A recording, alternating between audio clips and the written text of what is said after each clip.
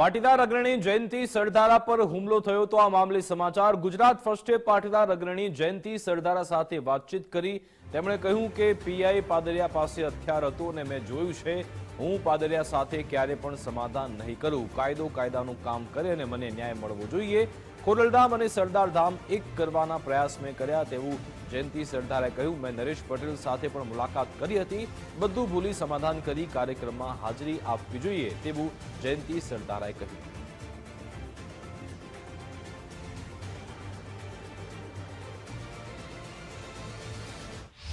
સરદારા ઉપર જે રીતના હુમલો થયો છે ને ત્યારબાદ જે સીસીટીવી સામે આવ્યા છે તેને લઈને આપણે જયંતિભાઈ સાથે જ વાત કરશું. જયંતિભાઈ, જે રીતના હુમલો થયો હથિયારની વાત હતી, સીસીટીવી જોવા મળે છે, એમાં કંઈક હથિયાર નથી જોવા મળતી એવી વાત સામે આવી છે, આપનું શું કહેવું છે? મેં હથિયાર જોયું હતું, મારી ઉપર પ્રહાર થયો છે, હું કહું છું તો હથિયાર હતું.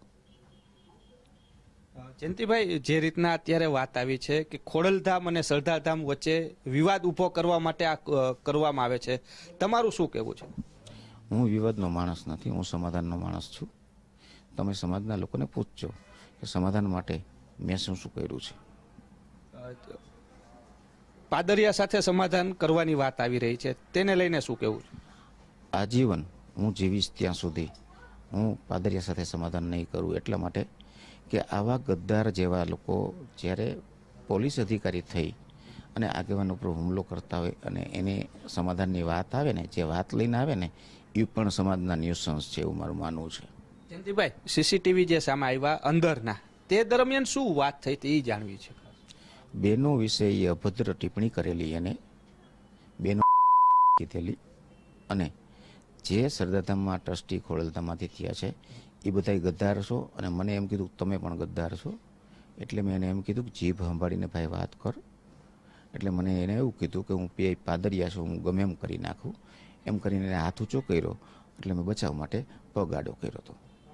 તમારી શું માંગ છે જે અત્યારે આખી આ ઘટના બની છે, સીસીટીવી સામે આવ્યા છે, કારણ કે એવી વાત આવે છે કે ખોડલધામ જે રીતના નામ કમાઈ રહ્યું છે સરદારધામને એ જ રીતના ઉપર લઈ જવા માટે થઈને આ કૃત્ય થઈ રહ્યું, તમારું શું માનવું?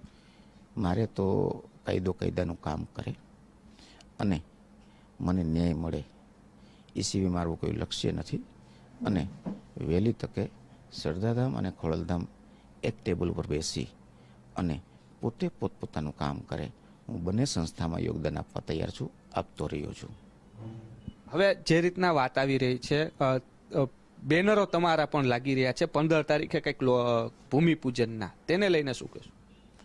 ભૂમિપૂજન તો કરવાનું છે અમારે સરદારધામનું.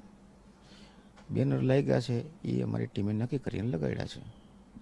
એક એવી વાત આવે છે કે રાજકારણને લઈને આખું ખોડલધામને બદનામ કરવા માટે એક રાજકીય નેતાઓ પાછળ દોરી સંચાર આપી રહ્યા છે એવી પણ ચર્ચાઓએ જોર પકડ્યું છે કે ખોડલધામને કઈ રીતના નીચું દેખાડવું, તેને લઈને શું કહેવું?